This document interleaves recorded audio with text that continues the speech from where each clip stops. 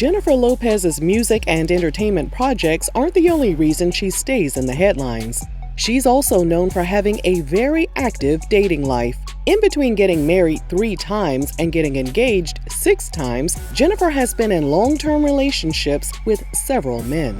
But many people are starting to notice a pattern with Jenny from the block. She's rarely single, and she leaps into relationships, only for them to fall apart in the public eye. Having gotten divorced and having kind of hit that rock bottom and having to take a good look at myself, it's like, what are you doing wrong? This is not just about other people, this is about you. Here's a look inside her messy love life and the real reason her relationships keep failing. Before we get started, don't forget to grab something to eat at rrgsnacks.com, our online concession stand that has an assortment of barbecue brisket beef jerky, creamy ranch and bacon popcorn, and strawberry licorice. Growing up in the Bronx, New York, Jennifer told People magazine that she grew up sharing a bed with her sisters from the time she was born. And after leaving her parents' home at the age of 17, she was always with a boyfriend, and then another boyfriend, and then a husband, and another husband, and, well, yeah, you get the picture. She married a waiter named Ohani Noah in February 1997 and got divorced a year later. I was totally in love. I was crazy in love. In 1999, she started dating Sean P. Diddy Combs. It was just like the first time I fell in love, like love at first sight. In November 2000, she released the music video for Love Don't Cost a Thing, and it featured a backup dancer named Chris Judd. There were reports that Jennifer and Chris were getting close on the video set, but she denied those allegations and confirmed that she and Diddy were still an item. However, she ended her relationship with Diddy on Valentine's Day 2001 and later blamed their failed relationship on his inability to remain faithful. And 7 months after their breakup, she married Chris. In 2002, she began working on the movie Geely alongside Ben Affleck. She told NBC News they had met at a couple of parties but didn't pay any attention to each other. Being on set together is when they truly got to know each other. We did have a chemistry. When we worked together, there were definitely sparks. Jennifer told MTV News she was surprised by Ben's knowledge of hip-hop music, and he caught her off guard when he started rapping songs by Ja Rule, Nelly, and Snoop Dogg.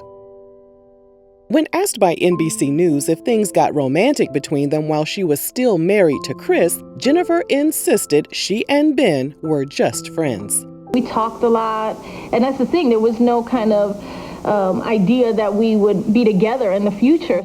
In April 2002, Jennifer and Chris celebrated the opening of her Pasadena restaurant, Madre, and Ben was in attendance. 2 months later, Jennifer and Chris separated, and in July 2002, after just 10 months of marriage, Jennifer filed for divorce. In true Jennifer fashion, she didn't waste any time jumping into her new relationship. She and Ben went public with their romance, and their relationship propelled them into a new level of fame, complete with the couple being referred to as Bennifer and paparazzi cameras hounding them 24/7.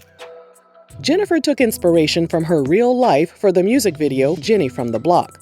The video features her and Ben being hounded by the paparazzi as they're living their everyday lives. In November 2002, just 4 months after her divorce from Chris was finalized, Jennifer and Ben got engaged at his mom's house in Boston.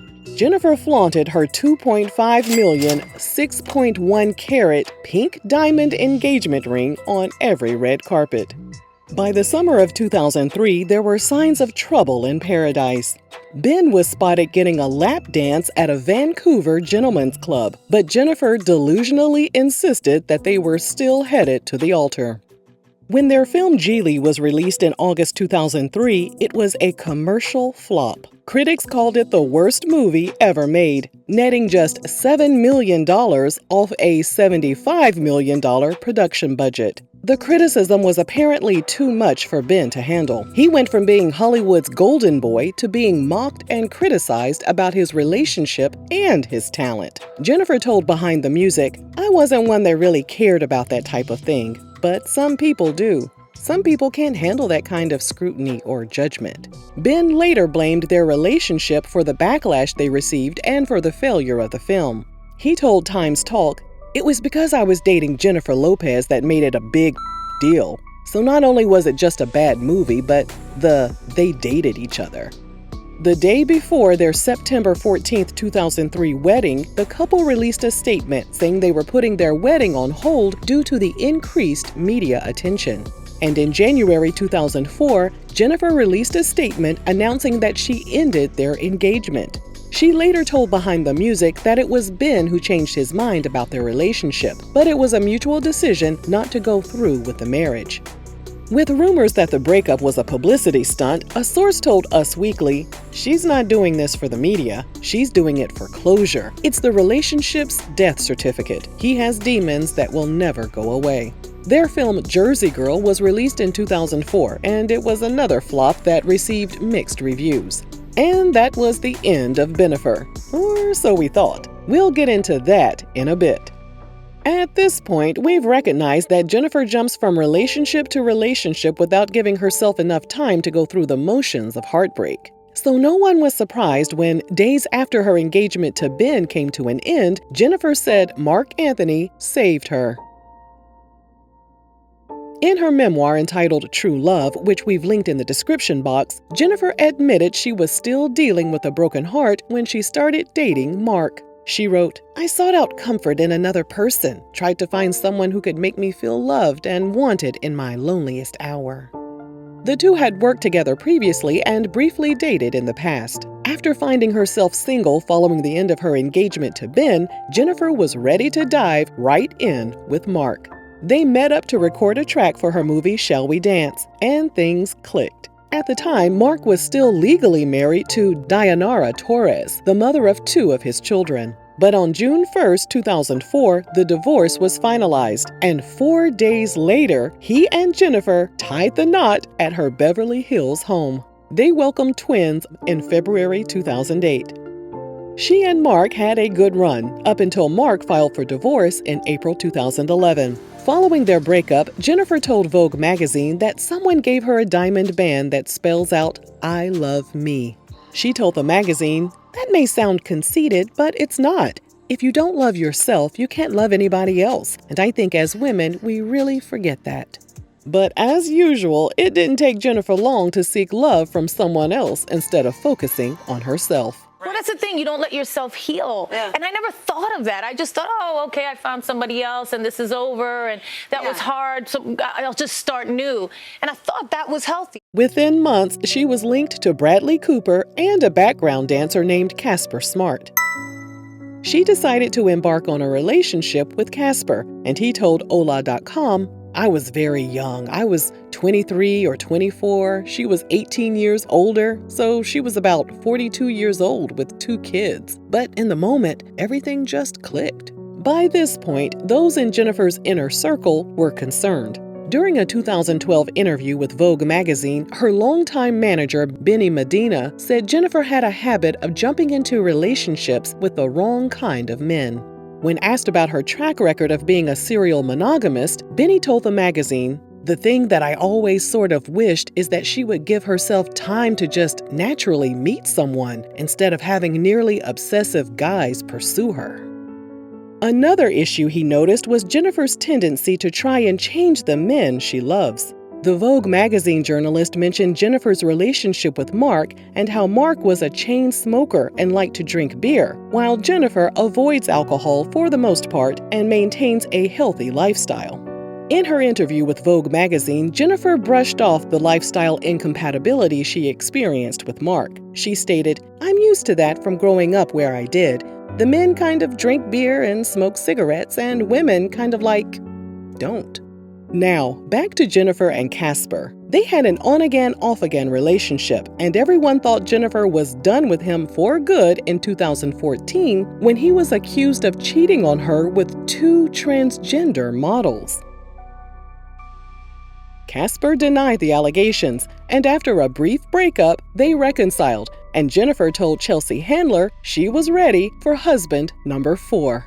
Following more breakups and reconciliations, Jennifer and Casper officially split in August 2016, with TMZ reporting Jennifer pulled the plug because Casper attended a UFC fight instead of going to a charity event with her. Following their breakup, she told People magazine she was ready to take control of her life and set boundaries. She added that she was a work in progress and learning more about herself every single day. Later that year, she was linked to Drake, and in 2017, she began dating former baseball player Alex Rodriguez. I think we're very alike in many ways, and I think that's what makes it work. And I think that's why people respond to the fact that we got together. They scooped up real estate together, embarked on business ventures, and became a beautiful blended family. In March 2019, Alex proposed with a $1.8 million engagement ring. They postponed their wedding during the pandemic, and in February 2021, Alex was hit with cheating allegations when Southern Charm star Madison LaCroix revealed they had been FaceTiming each other. This was around the same time TMZ reported Ben had been secretly sending Jennifer loving emails while she was in the Dominican Republic shooting the film Shotgun Wedding. 2 months later, on April 15, 2021, Alex and Jennifer released a statement to announce their breakup. And 2 weeks later, Ben was spotted going back and forth from Jennifer's Los Angeles mansion.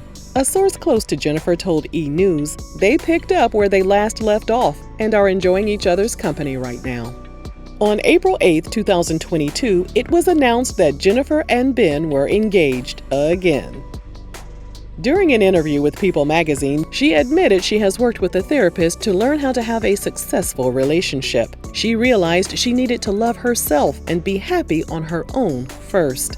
And looking back on Jennifer's relationship history, there's no denying she's a love addict, and that's something she herself has admitted.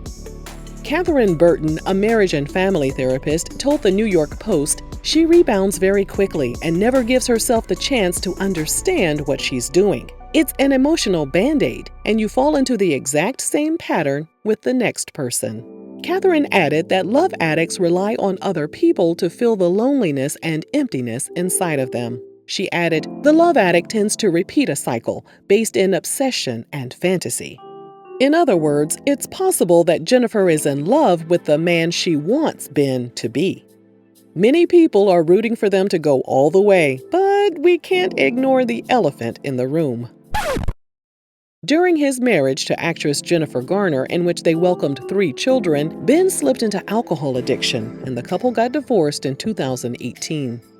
Ben has gone to treatment multiple times, including in 2001, 2017, and 2018, when Jennifer Garner, whom he was estranged from at the time, actually drove him to the treatment center. Ben thanked her by blaming her for his alcoholism.